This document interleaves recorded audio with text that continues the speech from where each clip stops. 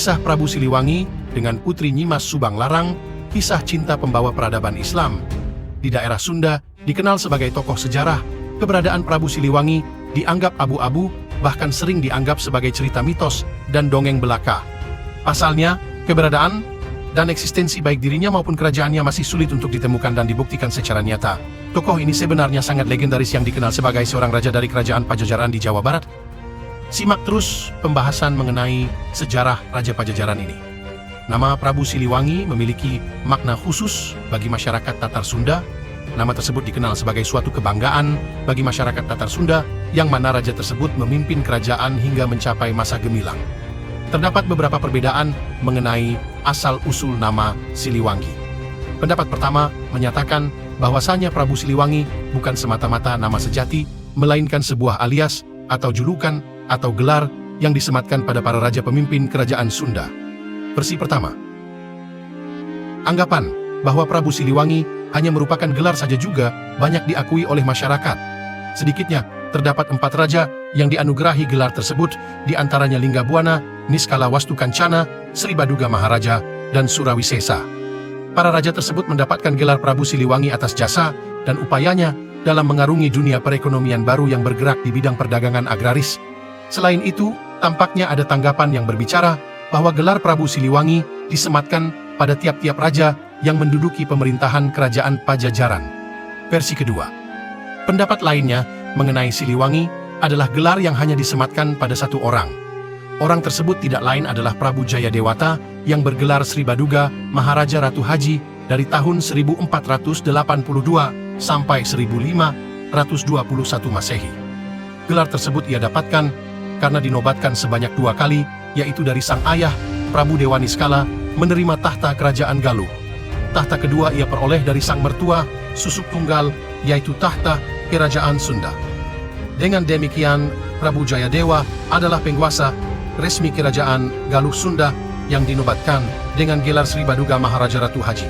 Konon masyarakat segan dan tidak diperbolehkan untuk memanggil raja dengan sebutan gelar lengkapnya. Maka dari itu, muncullah nama Prabu Siliwangi yang lebih populer. Siliwangi sendiri berasal dari kata silih dan wewangi, di mana kata silih memiliki arti sebagai pengganti. Arti lengkapnya dapat dinyatakan sebagai pengganti Prabu Wangi. Berbicara mengenai Prabu Wangi, nama tersebut juga merupakan julukan yang disematkan kepada Prabu Maharaja setelah berhasil mewangikan kerajaan Sunda yang menjadi kebanggaan masyarakat Sunda melalui prestasi dan kemasyhuran yang diraihnya. Pada masa mudanya, Sri Baduga Maharaja dikenal sebagai ksatria yang sangat pemberani dan juga tangkas. Diketahui pula bahwasanya ia merupakan satu-satunya orang yang berhasil mendapatkan cinta seorang wanita Sunda Islami yang sangat cantik, yaitu Nyimas Subang Larang, yang merupakan putri sekaligus santri dari ulama sepuh terdahulu, yaitu Syekh Kuro Karawang. Dan beliau akhirnya menikahi Nyimas Subang Larang dan menjadikannya istri tercinta. Ketika pertama kali dinobatkan sebagai Raja Galuh oleh sang kakek, ia kemudian langsung menunaikan amanah dari sang kakek sebagai tindakan pertamanya. Amanah dari kakeknya tersebut berupa pembebasan rakyat dari membayar pajak sebagai apresiasi karena telah melaksanakan dan mengamalkan ajaran Dewata dengan tegas. Berkat kebijakannya tersebut, Raja Pajajaran tersebut dengan mudahnya mendapat dukungan dari rakyat. Seperti yang telah disebutkan sebelumnya, bahwa istri Prabu Siliwangi bernama Nyi Subang Larang. Dari pernikahan tersebut, pasangan Raja Pajajaran beserta istrinya dikaruniai keturunan sebanyak 3 orang. Ketiga anak mereka masing-masing bernama Walang Sungsang dan dikenal juga sebagai Pangeran Cakrabuana, Rara Santang, yang nantinya dikenal sebagai ibu dari ulama Islam yang terkenal di Jawa, yaitu Sunan Gunung Jati. Anak terakhir mereka bernama Prabu Kian Santang yang nantinya juga menjadi pemimpin yang adil. Inilah kisah utama yang akan kita ungkap bersama. Diceritakan bahwa Prabu Siliwangi jatuh hati pada seorang gadis putri Syekh Kuro Karawang yang sangat cantik jelita. Suatu hari, karena rasa penasarannya akan kabar kecantikan Nyimas Subang Larang, beliau pergi bersama punggawanya.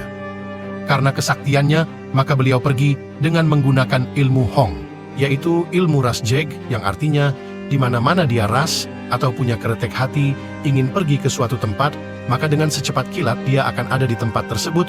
Beliau bersama punggawanya dengan sangat cepat sampailah di tujuan. Beliau disambut oleh Syekh Kuro.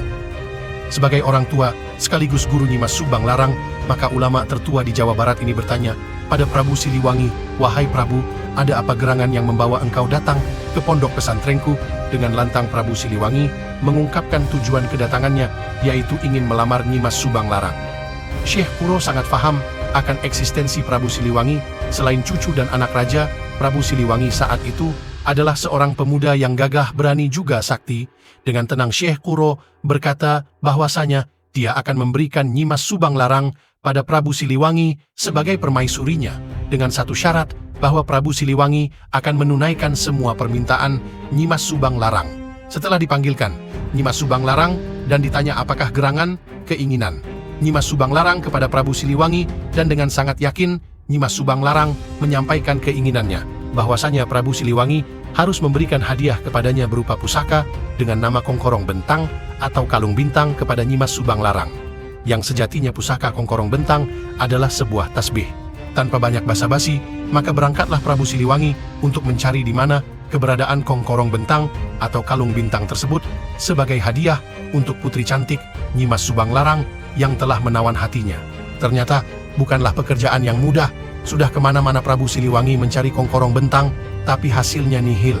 Tapi karena rasa cinta Prabu Siliwangi yang sangat besar dan sudah kadung jatuh cinta pada putri cantik Subang Larang, setelah beliau mendapat kabar juga wangsit atau petunjuk bahwa Kongkorong Bentang berada di negeri yang sangat jauh dari Tatar Sunda, yaitu di Jazirah Arab sana.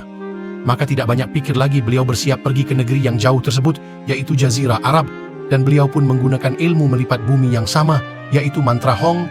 Maka dengan sekejap saja beliau, sang Prabu Siliwangi, sudah sampai di negeri Arab. Luar biasa. Diceritakan, setelah beberapa lama, beliau berjalan menyusuri padang pasir, maka akhirnya beliau, sang Prabu Siliwangi, bertemu dengan seorang sepuh yang sangat berwibawa dan tenang juga, bersih bercahaya. Beliau bernama Sayyidina Ali. Tapi bukanlah Sayyidina Ali Khalifah Islam, melainkan Sayyidina Ali yang berbeda. Lalu sepuh atau orang tua tersebut bertanya pada Prabu Siliwangi, "Dari mana Anda dan apa tujuan Anda datang ke sini?" Dengan lantang Prabu Siliwangi menjawab bahwa beliau berasal dari kerajaan Sunda dan bermaksud mencari dan mendapatkan pusaka Kongkorong Bentang untuk hadiah bagi calon istrinya. Sepuh atau orang tua tersebut tersenyum. Dan dengan sangat tenang, beliau menjawab bahwasanya Kongkorong Bentang ada di genggamannya Prabu Siliwangi. Sedikit kaget, tapi beliau pun sangat senang, karena pusaka yang dicarinya sebentar lagi akan bisa dibawa kepada sang pujaan hati, yaitu Nyimas Subang Larang. Prabu Siliwangi bertanya, "Mana, wahai orang tua, pusaka Kongkorong Bentang itu?" Dengan tenang dan yakin orang tua tersebut langsung mengeluarkan pusaka Kongkorong Bentang tersebut yang berupa tasbih dengan penuh keajaiban, karena tasbih tersebut dapat mengeluarkan cahaya terang benderang dan mampu menyinari seluruh area tersebut. Setelah mengeluarkannya, maka langsung orang tua tersebut memberikannya pada Prabu Siliwangi. Dengan sedikit kaget, Prabu Siliwangi bertanya seolah tidak percaya, "Apakah pusaka ini buat saya?" Orang tua tersebut menjawab, "Ya betul, pusaka ini sekarang milik kamu." Dengan senang hati, Prabu Siliwangi menerimanya dan berterima kasih pada Sayyidina Ali tersebut. Ketika Prabu Siliwangi ingin pergi seperti biasa, beliau menggunakan ajian mantra Hong, namun anehnya beliau tak kunjung pergi menghilang. Walaupun diulanginya beberapa kali, tetap saja beliau tak kunjung menghilang. Sayyidina Ali berkata, "Wahai anak muda, apa yang kamu lakukan hong-hongan terus?" Prabu menjawab, "Ini adalah ajian melipat bumi untuk menuju ke negeri asalku dengan sekejap." "Oh begitu, wahai anak muda, ajianmu itu tidak akan berguna, karena sekarang kamu sudah menggenggam pusaka Kongkorong Bentang. Terus bagaimana aku akan pulang, wahai orang tua?" tanya Prabu Siliwangi. "Mudah sekali wahai anak muda, baca saja lafaz bismillah, kamu akan bisa pergi dan menghilang dengan sekejap mata," kata Sayyidina Ali dengan sangat yakin. Diturutinya perintah Sayyidina Ali, maka benar saja dengan sekejap mata, setelah membaca lafaz bismillah, Prabu Siliwangi sudah berada di depan rumah Syekh Kuro Karawang.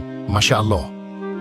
Setelah bertemu dengan Syekh Kuro Karawang, maka Prabu Siliwangi memberikan pusaka Kongkorong Bentang tersebut kepada Syekh Kuro sebagai syarat dari Nyimas Subang Larang. Maka tibalah saatnya Prabu Siliwangi ditikahkan dengan Nyimas Subang Larang, karena syaratnya sudahlah terpenuhi. Tapi lagi-lagi Syekh Kuro yang memberikan syarat pada Prabu Siliwangi, "Wahai anak muda, jika engkau akan menikahi anakku, maka harus memiliki ajian layang kalimusada, yang sejatinya jimat layang kalimusada itu adalah 2 kalimat syahadat, yang merupakan syarat seseorang untuk masuk Islam. Dengan tidak banyak berpikir, maka Prabu Siliwangi langsung mengucapkan ajian layang kalimusada atau 2 kalimah syahadat tersebut, dan sejak saat itulah Prabu Siliwangi masuk Islam, dan Prabu Siliwangi ditikahkanlah dengan Nyi Mas Subang Larang, dan mereka resmi jadi sepasang suami istri yang syah menurut Islam. Tapi terjadilah suatu kejadian yang sedikit menggemparkan. Pada pagi harinya Prabu Siliwangi menghadap Syekh Kuro yang sekarang sudah menjadi mertuanya. Beliau menceritakan kejadian tadi malam saat malam pertama pernikahannya, bahwasanya sang Nyi Mas Subang Larang istrinya tidaklah mau digauli oleh beliau sebagai suaminya. Kemudian Syekh Kuro bertanya pada putrinya, Nyi Mas Subang Larang, "Mengapa kamu berbuat begitu, tidak mau melayani suamimu?" Dengan sedikit gemetar Nyi Mas Subang Larang berkata bahwa beliau tidak mau melayani Prabu Siliwangi, suaminya, karena beliau takut karena saat itu Prabu Siliwangi belum disunat. "Oh begitu," gumam Syekh Kuro. Maka beliau berkata pada Prabu Siliwangi, "Wahai anakku, tidak ada cara lain, Ananda harus disunat, dan aku berjanji bahwa Ananda tidaklah akan merasa sakit." Maka singkatnya Prabu Siliwangi disunat, dan lengkaplah sudah syarat menjadi seorang muslim. Sejak saat itu, Prabu Siliwangi dan Nyi Mas Subang Larang hidup bahagia bersama di keraton kerajaan Sunda. Dari pernikahan mereka, maka oleh Allah dikaruniai putra-putri, di antaranya yaitu Nyi Mas Rara Santang, yang kemudian Nyi Mas Rara Santang menikah dengan seorang raja Mesir dan sekaligus seorang waliullah. Kemudian Nyi Mas Rara Santang memiliki 2 orang putra sebagai cucu Prabu Siliwangi, yaitu Syarif Arifin dan Syarif Hidayatullah. Syekh Syarif Hidayatullah tidak lain dan tidak bukan, beliau adalah Sunan Gunung Jati, seorang waliullah, sekaligus ulama kebanggaan suku Sunda yang merupakan anggota Wali Songo sebagai penyebar agama Islam di Tatar Sunda dan Banten. Putra Nyi Mas Subang Larang dari Prabu Siliwangi yang lain adalah Raden Kian Santang yang sangat sakti mandraguna, yang kemudian menjadi ulama sekaligus waliullah dengan julukan Syekh Rohmat Godok, yang makamnya ada di Gunung Godok, daerah Suci, Kota Garut, Jawa Barat. Itulah sekelumit kisah singkat dari Prabu Siliwangi dengan Nyi Mas Subang Larang yang merupakan awal peradaban Islam di Tatar Sunda yang mungkin tidak banyak orang yang tahu.